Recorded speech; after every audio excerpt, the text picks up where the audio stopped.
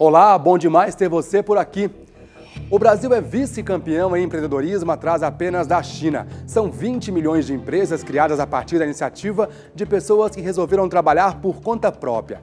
Outros milhões estão na fila e sonham fazer o mesmo. Mas o que é preciso para abrir o próprio negócio e o principal, mantê-lo aberto? No programa de hoje, vamos discutir a coragem, os riscos, os acertos e erros de quem se tornou e quer se tornar um empreendedor. Fique com a gente, 2 pontos, já começou! O primeiro computador eletrônico foi um produto da Segunda Guerra. Representava a separação do mundo em dois. Era preciso uma descoberta iria salvar o mundo.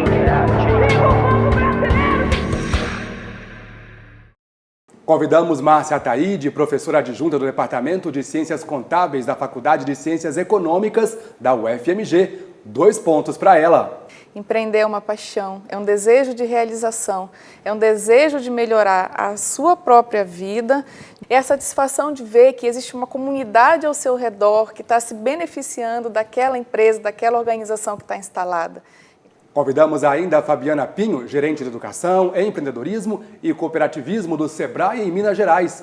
2 pontos para ela. A partir do momento que você busca o conhecimento, você alia ele ao esforço, você obtém o resultado. Então você pode ter uma melhoria no seu desempenho, no seu comportamento e com isso você se tornar uma pessoa empreendedora. Bom, nós convidamos e elas aceitaram o nosso convite. Muito obrigado, viu, pela presença de vocês. Bom, quando a gente fala de empreendedorismo, parece um termo muito amplo, né? Afinal de contas, há várias definições, né? E muita gente, ou pelo menos a maioria, diz que ser empreendedor é montar uma empresa. E esse que é o verbo mesmo, né? Montar uma empresa. Mas é só isso mesmo ou vai além disso? Empreendedorismo, ele vai muito além disso. Não é só o fato de você abrir o seu próprio negócio.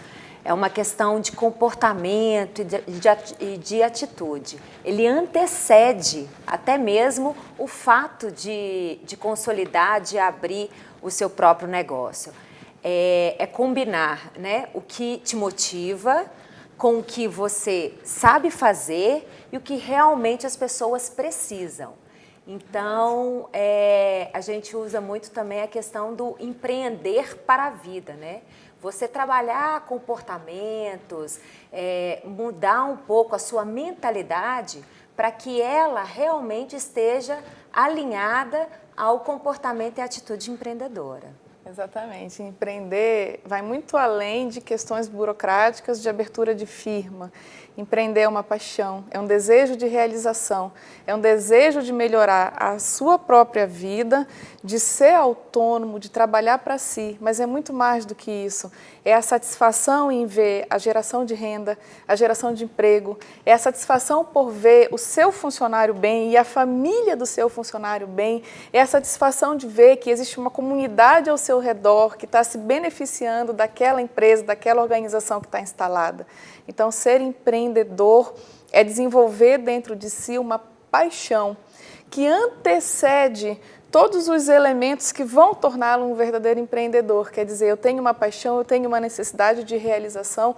A partir daí, como a Fabiana já colocou, eu vou me municiar de uma série de ferramentas, de uma estratégia para implementar o meu negócio. E uma vez esse negócio implementado, eu junto a paixão com as ferramentas e o desejo de desenvolver a minha sociedade, a comunidade onde eu estou instalado, e isso faz com que a empresa se desenvolva e, enfim, crie ao longo do tempo a longevidade que a gente espera. Daqui a pouco eu vou querer saber de vocês como é que as pessoas podem se preparar, né? Mas antes disso, eu queria saber o seguinte, muita gente associa empreendedorismo à inovação. De fato é isso mesmo? Ou não? Dá para poder ser empreendedor em setores já tradicionais? A inovação é algo realmente muito importante. Porém, muitas pessoas acham que para ser um empreendedor, para empreender, precisam de ter MBA ou cursos muito especializados ou investir numa área tecnológica. E, na verdade, não é bem por aí. Como eu citei, né, anteriormente, a Márcia falou um pouquinho, é importante que a pessoa esteja atenta para as oportunidades. Ela tem que ser um radar, ela resolvendo problemas, buscando oportunidades, ela certamente pode ter novas ideias ou até mesmo trabalhar ideias já existentes, né? Aprimorar esses negócios para que ela possa fazer algo de diferente, mas sempre atento para o que realmente as pessoas estão precisando no mercado. Né? Porque não adianta ela criar algo inovador, uma grande ideia, quando ela chegar no mercado ninguém vai querer, ninguém vai comprar. Sim, sim. Né? Então isso é muito importante. Isso, e se preparar para ser um empreendedor. O empreendedor, ele tem que ser inovador em si mesmo, ele quebra paradigmas, ele rompe com estruturas tradicionais, com conservadorismos, e ele vem, então, desenvolvendo as ferramentas para ser empreendedor. A associação do termo empreendedor à inovação é uma associação do início do século XX, com Schumpeter, que foi um grande economista, um dos primeiros a pensar no empreendedorismo como mola propulsora do desenvolvimento do país. E de 1920 para hoje, a gente já evoluiu bem o conceito de empreendedor. Quer dizer, o empreendedor, ele inova em si mesmo. Ele aplica ferramentas diferentes numa atividade que já está consolidada e, a partir daí, com novas ideias, ele vai reinventando a atividade que já existe. Na verdade, a busca de oportunidade, o conhecimento do mercado onde ele está inserido, naturalmente vai dando a ele ideias inovadoras ao longo do tempo que vai provocando uma diferenciação cuja consequência é a permanência dele no mercado. É possível fazer de uma pessoa empreendedora ou não? É talento mesmo, a pessoa já nasce com aquilo, é dom? É possível transformá-lo no empreendedor. Na verdade, nós temos os empreendedores natos, que a gente conhece, por exemplo, Silvio Santos. Silvio Santos é um empreendedor nato, ele nasceu com dom, ele nasceu com talento, ele nasceu com criatividade, com vontade, com desejo de trabalhar, de mudar, de realizar. Mas nós temos Silvio Santos como um expoente, mas nós temos milhares de empreendedores anônimos e que se desenvolveram. O Sebrae, vou deixar a Fabiana falar, é o grande berço, é o grande nascedouro dos nossos empreendedores brasileiros. Como a Márcia falou, a gente tem como desenvolver esses comportamentos, porém a gente tem que querer, né? A gente tem que identificar esses comportamentos, então, a gente tem que fazer essa autoavaliação enquanto pessoa, enquanto empreendedores que somos, para então buscar esse desenvolvimento. Existem várias pesquisas que identificam quais são essas características empreendedoras, né? Que eu posso citar alguma delas, como saber estabelecer metas, ser persistente, busca de oportunidades, iniciativas, saber correr riscos. Então, existem várias características que são identificadas nessas pessoas, né, que nós conhecemos como empreendedores natos, que nós podemos, então, desenvolver, né? Fazer o quê? Buscar o conhecimento sempre relacionado ao esforço. Então, a partir do momento que você busca o conhecimento, você alia ele ao esforço, você obtém o resultado. Então, você pode ter uma melhoria no seu desempenho, no seu comportamento e, com isso, você se tornar uma pessoa empreendedora. Vamos começar, então, a falar um pouquinho sobre os preparativos, a preparação para ser um empreendedor. Aquela pessoa que tem dificuldade em controlar as finanças pessoais, essa pessoa ela vai ter dificuldade para poder gerir uma empresa? Olha só, o primeiro ponto, corroborando aqui com a minha colega Fabiana, é ele ter noção de que ele tem dificuldade com as finanças pessoais. Porque a questão ele tem consciência que ele tem dificuldade com as finanças pessoais? Porque se ele tem essa consciência, ele vai buscar melhorar nesse ponto. Se ele não tem consciência, aí é o desastre estabelecido, né? Mas como a Fabiana falou, posso falar do projeto Empretec? Pode, lógico. Ok, o projeto Empretec do Sebrae. Fabiana, eu sou uma grande estudiosa de David McClelland, eu sou apaixonada por ele. David McClelland é um psicólogo estudioso do comportamento empreendedor e ele trabalhou em 1965 diagnosticando o que as pessoas empreendedoras tinham de diferente das pessoas não empreendedoras. E naquela época, então, ele identificou os comportamentos e ele mapeou os primeiros perfis.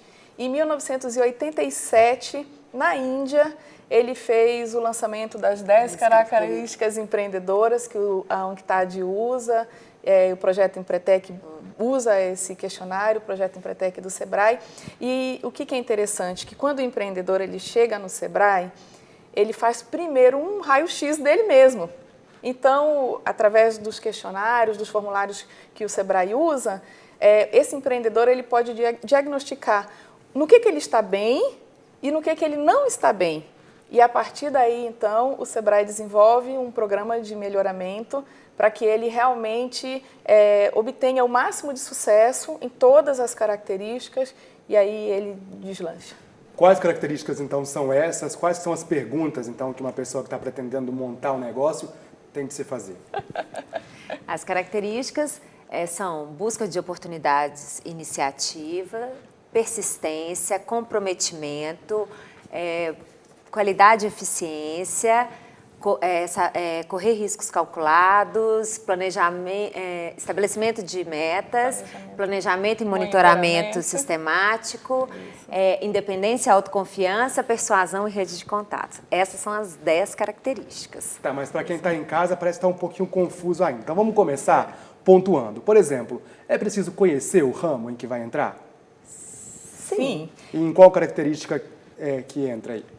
Busca de informações é uma característica que ele pode sondar, que ele pode buscar informações em feiras, dados, né, do que internet ele hoje, internet, tem um mundo livros, de informações para eles. O Sebrae tem o atendimento personalizado. Já estou quase fazendo o do Sebrae aqui. Tem várias instituições, né, que ele pode buscar de acordo com o mercado que ele realmente está querendo entrar. E muita gente comete erros justamente por isso, porque não se informa sobre o ramo. Eu te digo que esse é o principal e o primeiro dos erros que a pessoa comete, porque quando ele se acha autossuficiente, aí a gente volta no mesmo ponto, né? Quer dizer, o problema do falso empreendedor é ele se achar autossuficiente naquilo que absolutamente ele não tem a verdadeira dimensão de como que está o comportamento em relação a como deveria ser o melhor comportamento empreendedor. Então, se ele se acha autossuficiente e não se interessa em buscar mais informações sobre o negócio que ele vai entrar, não só a operacionalização do negócio, mas a questão do ambiente onde esse negócio está inserido, relacionada principalmente a questões de marketing, então ele já começa com um problema.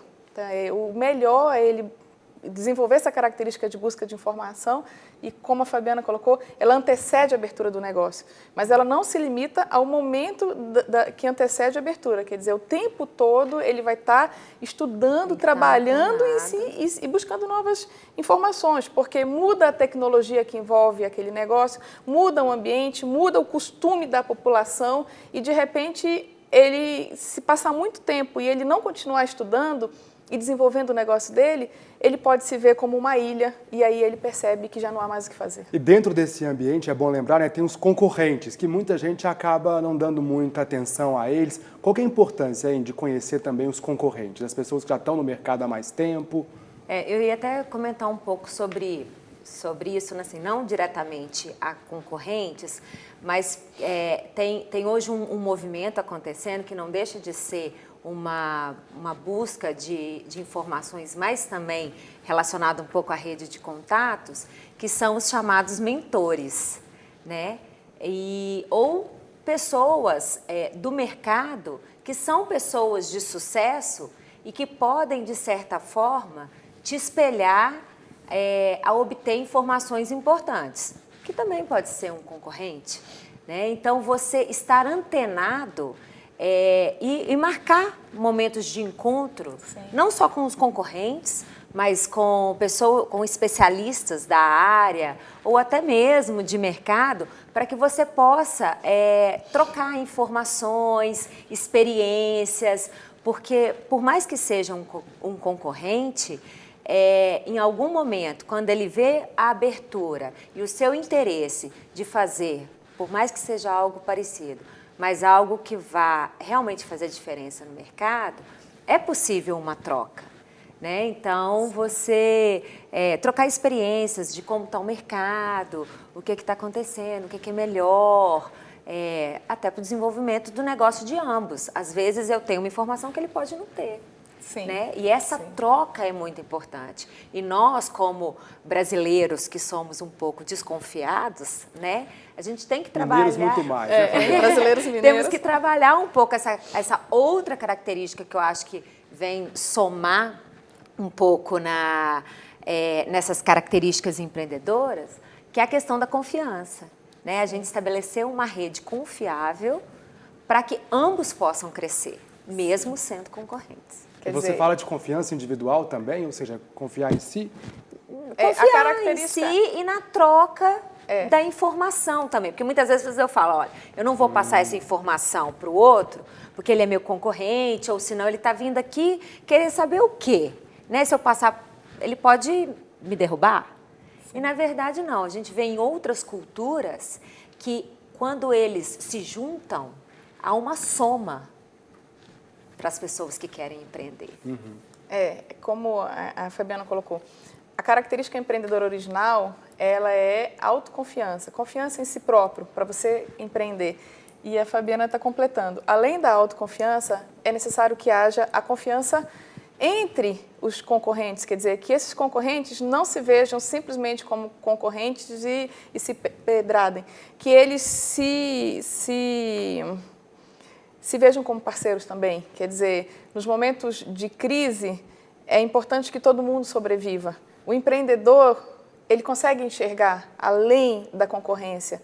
E aí, né, Fabiana, criam-se associações, criam-se cooperativas, criam-se entidades. Quer dizer, a partir do momento em que você deixa de se ver como simples concorrentes e quer um derrubar o outro, você vê como parceiros e que nas horas difíceis a gente se reúne, a gente pensa o que a gente vai fazer para que todos sobrevivam. Todos, não é um empresário, todos, é o empresário e os seus funcionários e a família desses funcionários. Muita gente foca só no negócio e esquece também de se preparar individualmente, né? Daqui a pouquinho no segundo bloco, então, quero falar um pouco sobre isso, de como é que as pessoas podem se preparar individualmente, né? De cada pessoa. Mas daqui a pouquinho a gente vai para um rápido intervalo e volta já já.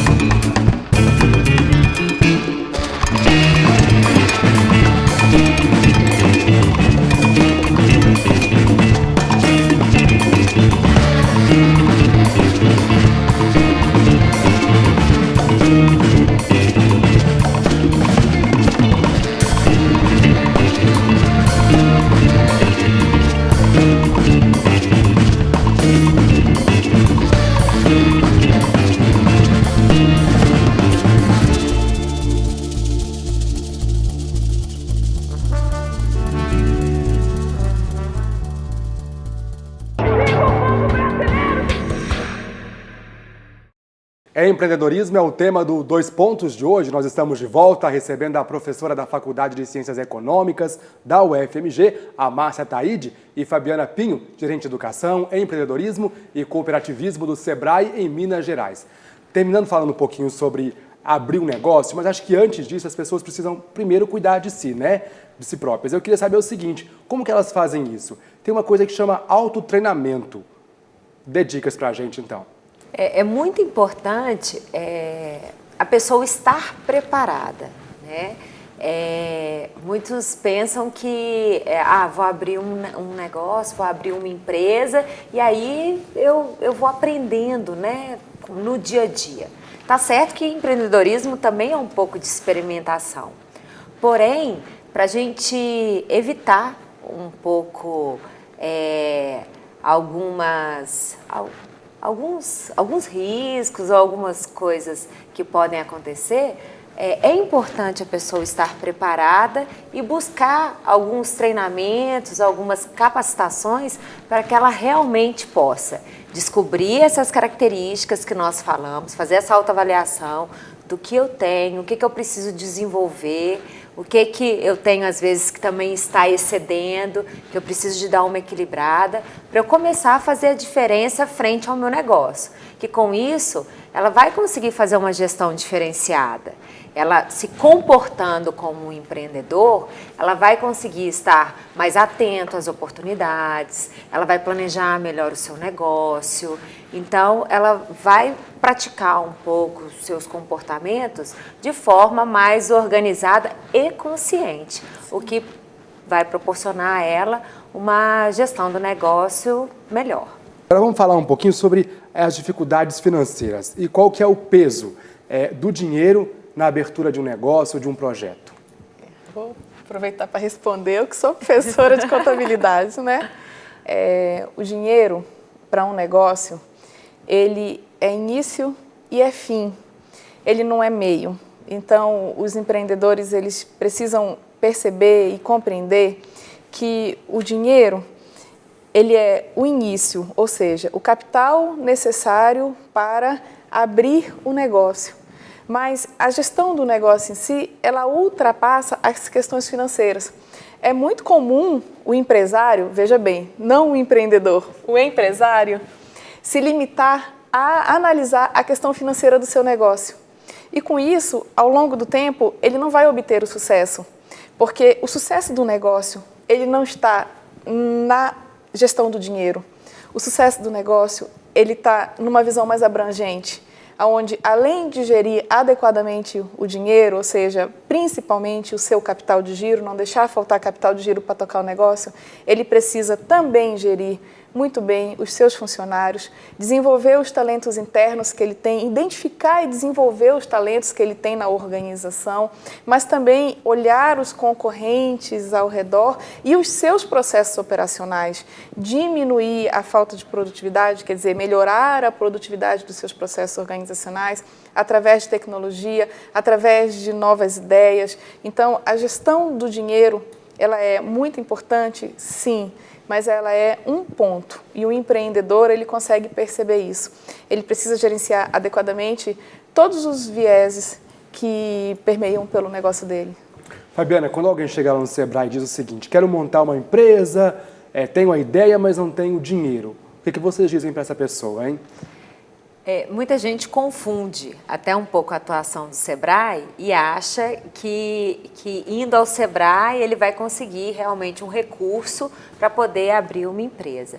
E, na verdade, e isso não é uma verdade, né?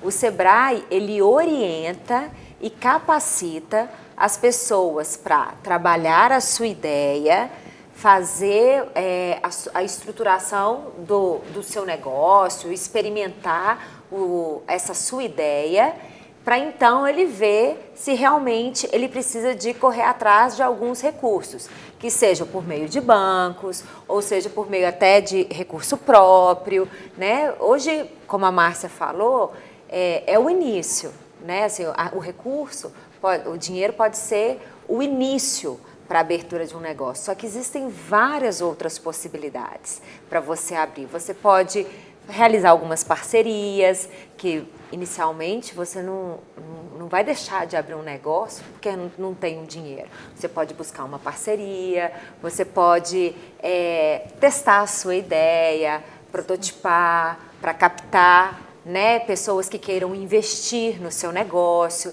Então, tem várias outras fontes que você pode buscar e o Sebrae está aí para orientar, então.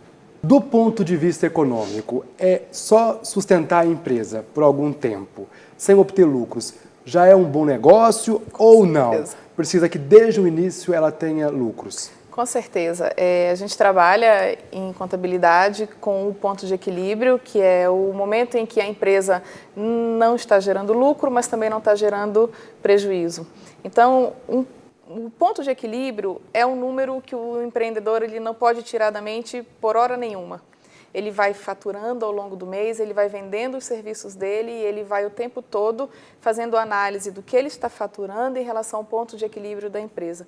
É muito comum no início do negócio que ele trabalhe com prejuízo bem no iniciozinho, depois ele vai atingir o ponto de equilíbrio para, a partir de um determinado momento, ele obter verdadeiramente o lucro, que é o que se deseja, né? Mas toda implantação de um novo negócio, ela demanda um tempo para que a comunidade, para que a sociedade se habitue com esse negócio, se familiarize, frequente, goste e retorne. E no início também, a questão dos investimentos e as despesas são altas, porque além do investimento em ponto, em modernização, em equipamentos, quer dizer, toda a infraestrutura necessária para que o negócio seja operacionalizável, ele vai trabalhar treinamento dos funcionários, ele vai ter um turnover mais alto no início, porque alguns funcionários não vão se adequar às políticas e aos valores da organização. Então, isso tudo, toda essa fase de implementação, ela demanda uma despesa maior no início. Então, é por isso que a análise do capital de giro ela é fundamental para quem vai abrir o negócio. E ele vai testar que no início, além dele ter mais despesa, ele vai ter menos clientes. Então, ele tem que superar essa fase inicial, né? Ele vai atravessar esse momento de turbulência e ver no final aquela luz que é o lucro, que é a sustentabilidade da empresa dele. A contratação de funcionários no início é uma boa ou pode ser um perigo? E, por exemplo, trazer as pessoas de casa, da família, isso é ruim ou é bom, hein? Isso pode ser ruim, pode ser bom. Né? A gente trabalha muito com a questão da vocação e do desenvolvimento da habilidade. A maioria das micro e pequenas empresas, elas trabalham com colaboradores familiares. E essa situação, ela não pode ser ruim. Veja, a gente vive hoje uma situação em que não há empregos e trabalhos para todo mundo. Então, se eu posso dar uma oportunidade de trabalho para um filho, para um afilhado, para um sobrinho, para minha própria esposa, por que não dar essa oportunidade? Não tem nada de errado nisso. Agora, essas pessoas, para exercerem essas funções, elas precisam estar capacitadas. E aí é um outro ponto que é o desenvolvimento, a capacitação, para que essa família consiga trabalhar junto. E vejam o trabalho como um negócio mesmo, e não como um meio familiar, que eu acho que é aí que é um pouco a distorção. Né? Começa a tratar Algumas pessoas têm dificuldade de separar, né? De separar, e aí começam a levar os problemas de casa para a empresa, né? E aí começa a confundir um pouco. Manter uma empresa é mais difícil do que criar uma empresa? E o seguinte, tá sempre se atualizando, estudando, é importante para poder manter a empresa? Sim, com certeza. Abrir uma empresa é muito fácil se você pensar sob o ponto de vista legal. Você vai até um contador, você conversa com ele e ele abre a empresa para você. Em 40 dias você tem todo o resultado burocrático que você precisa para trabalhar, para vender seu produto ou seu serviço. Mas isso é muito pouco. Quando você pensa em sustentabilidade, em longevidade, quando você vê famílias bem-sucedidas, empresas de 10, 20, 30, empresas que estão na segunda, na terceira geração, então você percebe que ao longo do tempo muitas dificuldades foram superadas, muitas. As dificuldades internas que começam pelo relacionamento interpessoal, principalmente quando são membros da família, as dificuldades com as oscilações econômicas que o Brasil passa, que não são poucas. Então, assim, de tempos em tempos a gente passa por perturbações econômicas que são críticas, principalmente para as micro e pequenas empresas que têm pouco suporte financeiro para aguentar situações de crise, né? E além das questões econômicas e das questões de relacionamento interpessoal, as questões de mercado, de mudança tecnológica, de mudança de perfil, de mudança do gosto dos clientes, que isso tudo tem que ser acompanhado e muito bem estudado ao longo do tempo para que a empresa não se perca, para que a empresa não se torne uma ilha e suma do mapa por falta de acompanhamento do que é o gosto das pessoas, do que são as novas tecnologias. Então, realmente, manter uma empresa é para poucos. E continuar, então, estudando, é importante. Estudando, isso, com certeza. É muito importante a pessoa estar buscando uma atualização constante.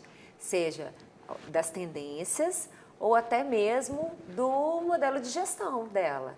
Então, estar aprimorando nas áreas financeiras, gestão de pessoas, mercado e até mesmo de desenvolvimento do seu potencial empreendedor, da sua mentalidade empreendedora. É um exercício constante, né? Você ter uma empresa, a gente fala, dia após dia, é um exercício constante. E você achar, que é um pouco do que a Márcia já falou, que ali você já está ótimo, a autossuficiência, é aí que pode ser realmente a grande questão do empreendedor. Falar, não, já atingi o meu ponto de equilíbrio, eu já consegui o retorno que eu gostaria com o meu negócio, agora todo mundo me conhece, já tenho meus clientes, está ótimo. Pode ser fadado ao fracasso. Você falou, Márcia, das oscilações, né, do mercado, da economia. Quero saber o seguinte, numa crise financeira global, mundial, enfim, as empresas pequenas e médias, elas são as principais vítimas ou as primeiras vítimas? O problema da micro e da pequena empresa é que o empreendedor ele não tem uma boa formação de caixa para ele suportar crises financeiras. Quer dizer, na hora em que o consumidor se retrai e deixa de comprar qualquer coisa que não seja além do feijão com arroz e do básico, do necessário para sustentar a família dele, as micro e pequenas empresas elas têm pouco fôlego financeiro para suportar esses períodos de crise. E aí começa problemas de endividamento, de consumo de capital de giro, busca de recursos a juros junto a instituições financeiras, demissão de funcionários e poucos recursos para pagar indenizações trabalhistas. Quer dizer, a micro e a pequena empresa, em pouco tempo, ela se vê, a mudança de situação dela de muito boa ou aparentemente muito boa, em pouco tempo ela pode se transformar numa situação catastrófica.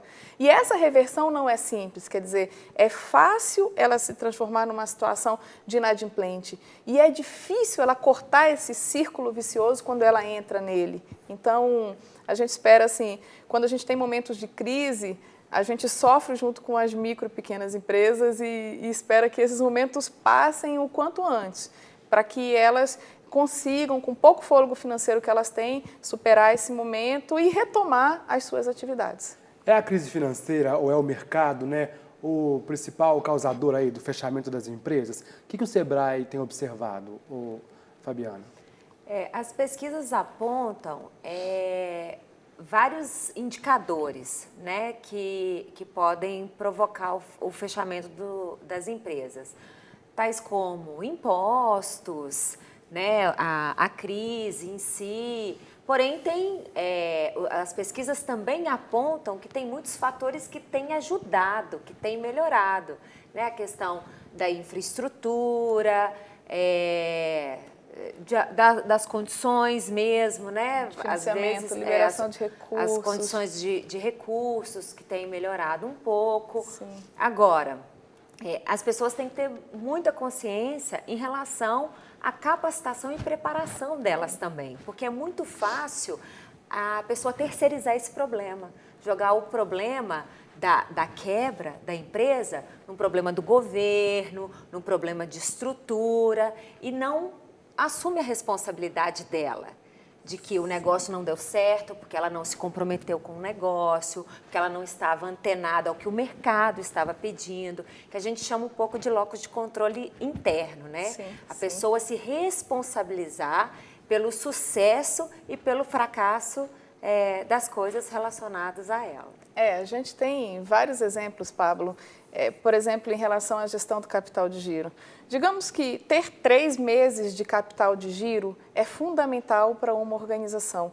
Só que o pequeno empresário, o pequeno empreendedor, muitas vezes, ele não consegue ver o dinheiro na conta da empresa ou aplicado na conta da empresa. Ele quer pessoalmente melhorar de vida. Então, se a empresa guardou lucro daquele exercício, ele não consegue enxergar que ele tem que ter, por exemplo, 3 meses de capital de giro para ele sobreviver a uma crise, uma virada de mercado ou um problema qualquer. O que ele faz? Ele imobiliza em veículo, ele imobiliza em patrimônio, ele imobiliza, ou às vezes ele não imobiliza, ele gasta com viagens. Enfim, o que a Fabiana falou é o cerne da questão.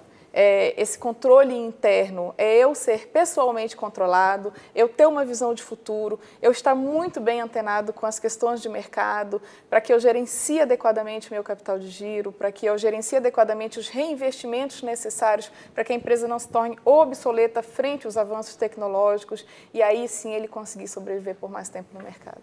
Ok, daqui a pouquinho no terceiro bloco a gente vai falar um pouquinho sobre o perfil, né, do empreendedor brasileiro, mas é daqui a pouquinho, logo depois do intervalo. Até já!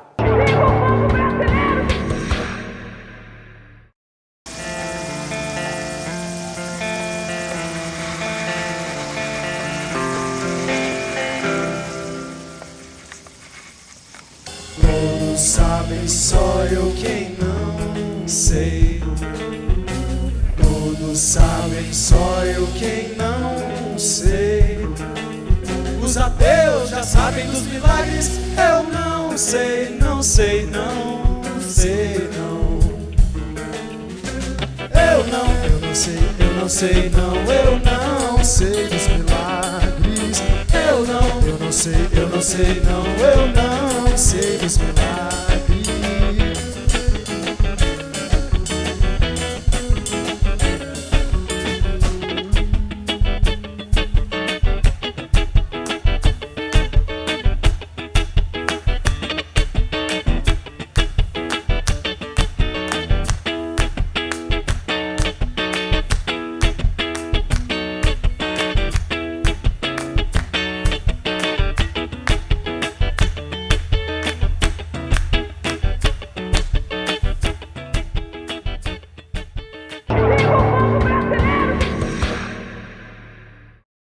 O Dois Pontos está de volta hoje falando sobre empreendedorismo. Bom, a gente terminou o segundo bloco falando um pouquinho sobre a terceirização do problema. Quero que vocês repartam, né, compartilhem com as pessoas que estão em casa experiências de pessoas bem-sucedidas e mal-sucedidas nessa, digamos, aventura, né, de montar uma empresa. Sim, sim, com certeza. Trabalhando com consultoria há mais de 15 anos, com pequenos, né, micro e pequenos empresários, a gente tem muitos casos de sucesso, né? Então, a gente consegue, na minha área, que é a área financeira, que é onde eu dou maior ênfase, a gente consegue perfeitamente separar o empreendedor bem-sucedido daquele que não foi bem-sucedido. Por exemplo, o empreendedor bem-sucedido, ele definiu o valor da retirada dele mensal e ele adequou a vida pessoal dele e da família àquela retirada que ele definiu.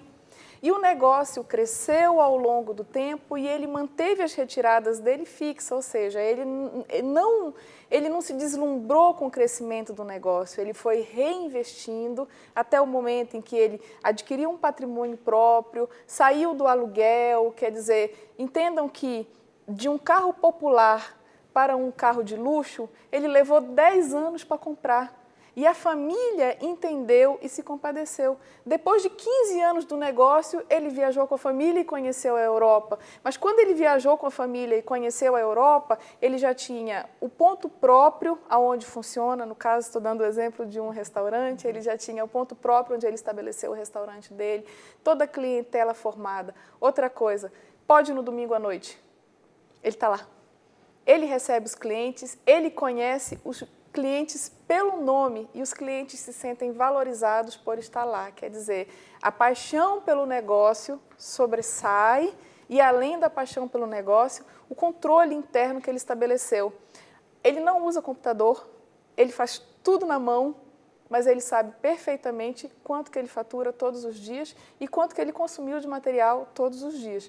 Precisa evoluir na parte computacional, até para ele se liberar, né, e poder ter mais folga durante o dia, descansar mais, enfim, aproveitar da tecnologia que a tecnologia oferece.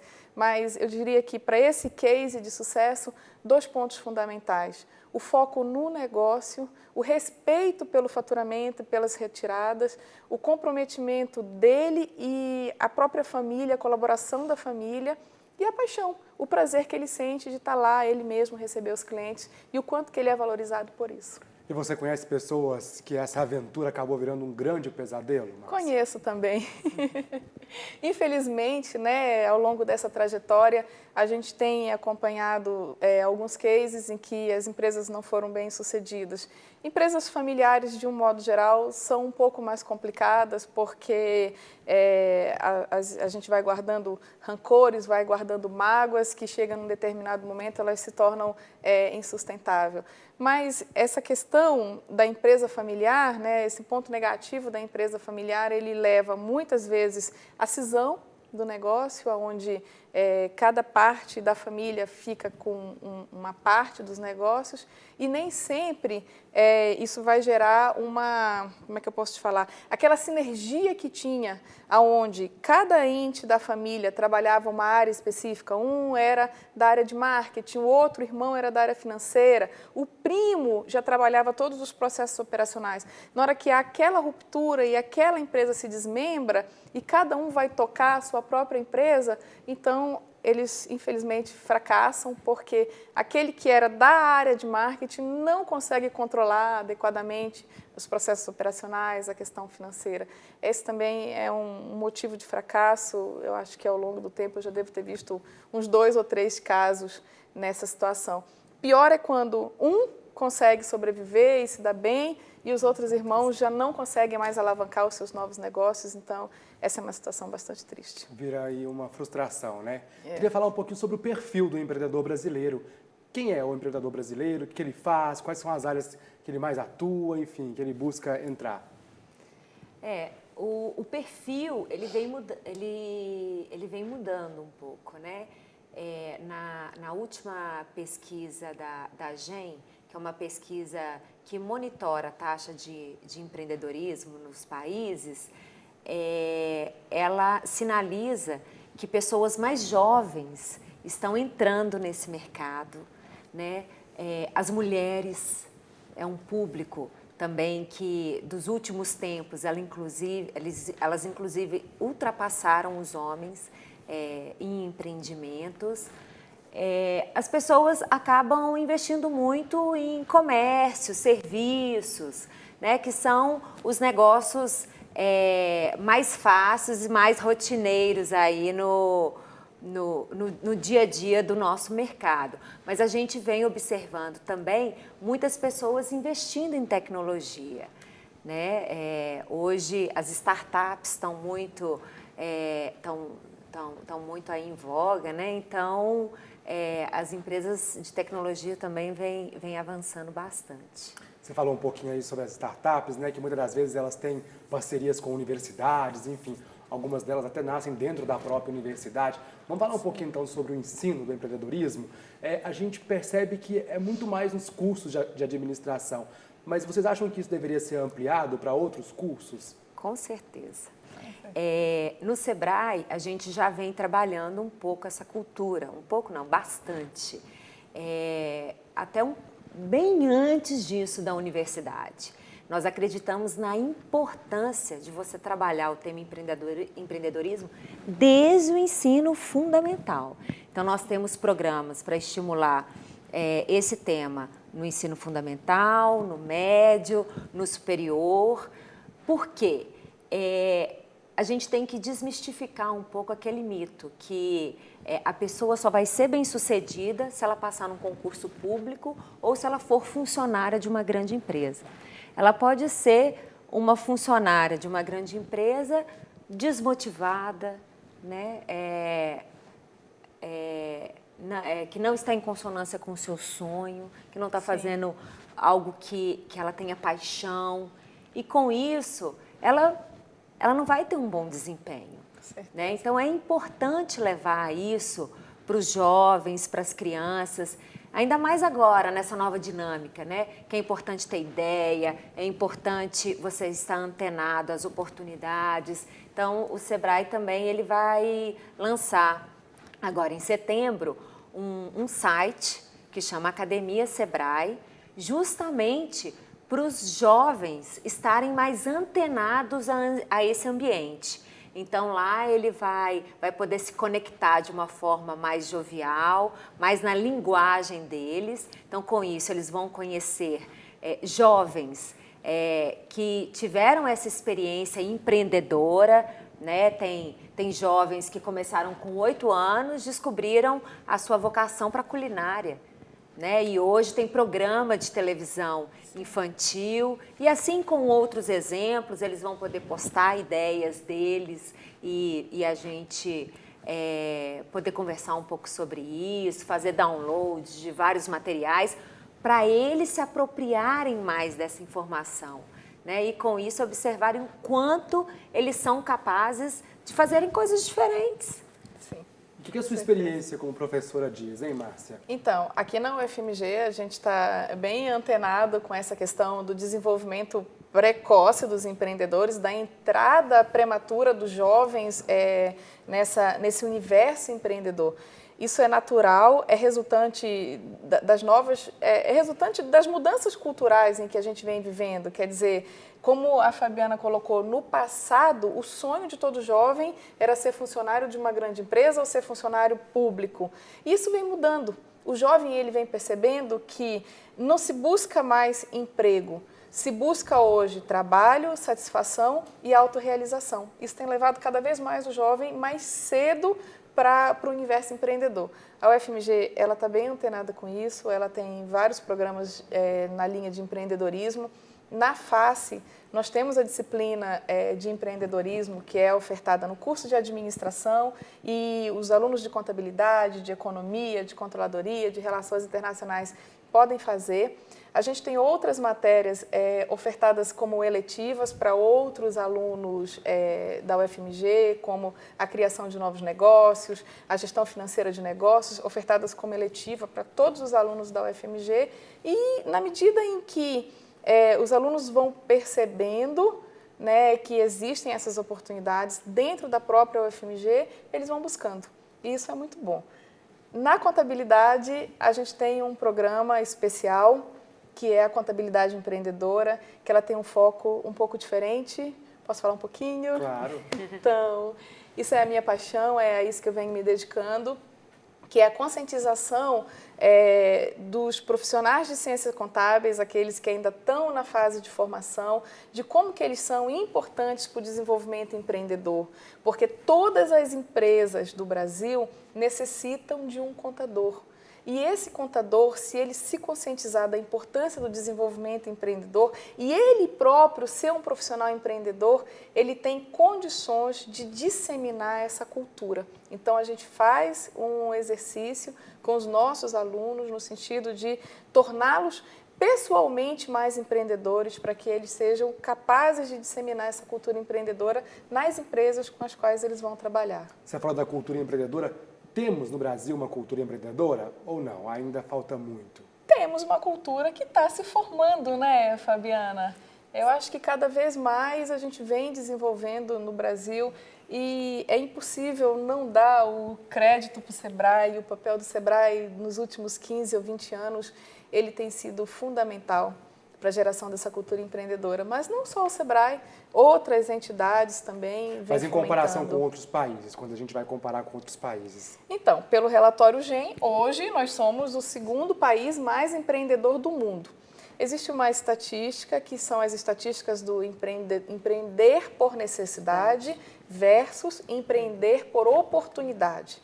Então, historicamente, países desenvolvidos empreendem mais por oportunidade do que por necessidade. O Brasil, até alguns anos atrás, ele era um grande empreendedor por necessidade. E isso, tecnicamente, não é bom, porque não reflete a verdadeira paixão pelo negócio, mas reflete, olha, eu estou meio sem ter o que fazer, deixa eu abrir um negócio aqui para ver se eu consigo resolver meu problema financeiro. Mas isso, ao longo do tempo, vem mudando. O Brasil, hoje, ele já tem taxas de empreendimento por oportunidades similares a taxas de países de primeiro mundo. E isso é uma mudança assim, radical nas estatísticas e é com base nesses relatórios que a gente fica muito tranquilo para te falar. O Brasil, hoje, ele é, sim, um país empreendedor. E qual que é a importância social disso, hein? A importância social é tudo, né? Porque como eu comecei te falando no início da nossa entrevista, o empreendedor, ele é uma pessoa que, acima de tudo, ele não está preocupado só com ele. Ele não está preocupado em sobreviver, em se sustentar. Ele está preocupado com ele, com os empregados, com a família dos empregados, ele está preocupado com a comunidade onde ele está inserido. E é isso que transforma o mundo, e é isso que transforma uma nação. É o reflexo, né, do trabalho dele. A preocupação não é só com aquele centro, né, com o negócio dele, e sim o reflexo do trabalho na comunidade, nas pessoas com quem ele se relaciona. Então, é aquela questão de você realmente se empoderar, você saber que você pode fazer a diferença, e isso é tudo para ele. Para terminar, eu queria falar um pouquinho sobre o fracasso no empreendedorismo. E eu vou dar 2 pontos aqui para o Semio Timeni, que é um especialista. Ele diz o seguinte: enquanto a sociedade americana incentiva o risco, apoiando inclusive com aspectos jurídicos a possibilidade da falha, no Brasil vive-se o inverso. Quem ousa e falha ao empreender parece um bandido, um leviano. Concordam com ele? É isso mesmo? E quem está em casa agora, que fracassou da primeira vez, deve tentar de novo? Sim, essa é uma questão bastante discutida e é realmente uma cultura muito valorizada, né, nos Estados Unidos, uma cultura americana muito forte. E aqui a gente trabalha muito esse tema, que é o medo do fracasso. Quando você fracassa, existe a possibilidade de você aprender com aquele erro. E é isso que é muito valorizado na cultura americana. É você aprender, então, com esse erro. E aí, a partir do momento que você assume esse erro e que você processa que aquilo foi importante para o seu aprendizado e que você vai buscar novas formas, então, para minimizar e fazer diferente, isso possibilita um crédito maior. Então, isso que você citou, por exemplo, nos Estados Unidos, é muito comum. Vamos supor, se você precisar de um dinheiro, se você provar que você já teve um negócio que você fracassou, então você merece esse crédito, porque você já se experimentou. Muito diferente de quem nunca tentou, né? E aqui a gente vê diferente. A gente vê, não, aquele lá quebrou, né? Então, aquele lá realmente já não tem mais jeito, não pode nunca mais pensar em abrir um negócio. E, no entanto, isso não é uma verdade. Ele pode ter aprendido e, com isso, fazer a diferença ao abrir um novo negócio. Vamos aproveitar aqui a professora de Ciências Econômicas para saber sobre a abertura de uma empresa em relação aos tributos, né, aos impostos. Muita gente, sobrou um tempinho aqui para falar sobre isso, muita gente coloca isso como uma dificuldade. De fato, isso é realmente uma dificuldade, uma desculpa para poder não abrir uma empresa? Não, hoje no Brasil, as micro e pequenas empresas, elas estão protegidas pelo governo, protegidas no sentido de ter uma carga tributária reduzida, inclusive a Dilma sancionou recentemente a lei que expande todos os tipos de prestação de serviço serem incluídas no Simples. A partir de janeiro de 2015, isso vai trazer mais algumas milhares de empresas para dentro do regime tributário do Simples, que é, como o próprio nome diz, além de ser simples de pagar, o regime tributário também ele é reduzido. Então, para quem fatura até 3 milhões e 600, e a gente enquadra 99% das empresas constituídas no Brasil dentro desse critério, então a gente tem um regime tributário não só simplificado do ponto de vista burocrático, mas também simplificado do ponto de vista da alíquota. É necessário que toda empresa tenha um contador, quer dizer, que essa pessoa não se aventure sozinha, porque ainda existem muitas obrigações acessórias que tornam essa burocracia e tomam muito tempo e exigem uma atualização em termos de mudança de legislação que o contador está disposto a fazer e o empresário não está podendo perder tempo com isso. Então, é importante que ele tenha sempre um contador dando a ele esse suporte. E o mais importante do que a carga tributária, do que ele se preocupar em relação à carga tributária, é ele se preocupar com os processos operacionais da empresa dele. Quer dizer, às vezes eu estou achando que eu pago muito imposto, mas na verdade eu estou deixando de ver o que eu estou perdendo com o desperdício de material, com a falta de tecnologia, com a falta de novos investimentos na minha organização. Às vezes eu acho que eu estou pagando muito com imposto, mas o que está descapitalizando a minha empresa não é o imposto que eu pago para o governo, é uma retirada excessiva frente à capacidade que a própria empresa tem de gerar recursos financeiros. Então, esse equilíbrio é que é importante. O empresário ele precisa tirar de foco que o governo é um empecilho para ele crescer e precisa colocar em foco que ele é a grande peça-chave do crescimento da empresa. Quer dizer, ele precisa trabalhar ele mesmo, melhorar ele como profissional que entende do negócio, melhorar ele como profissional que controla melhor os recursos financeiros da empresa, que controla melhor e que administra melhor o capital humano que ele tem na empresa. Isso é muito importante. Ok, fica a dica então, ficam as dicas, né? Muito obrigado, viu, pela presença de vocês aqui no Dois Pontos. Tá joia, muito obrigada. Bom, o programa de hoje termina aqui, né? Entre em contato com a gente pelo e-mail tvufmg@gmail.com. Um grande abraço a todos e a todas e até a próxima.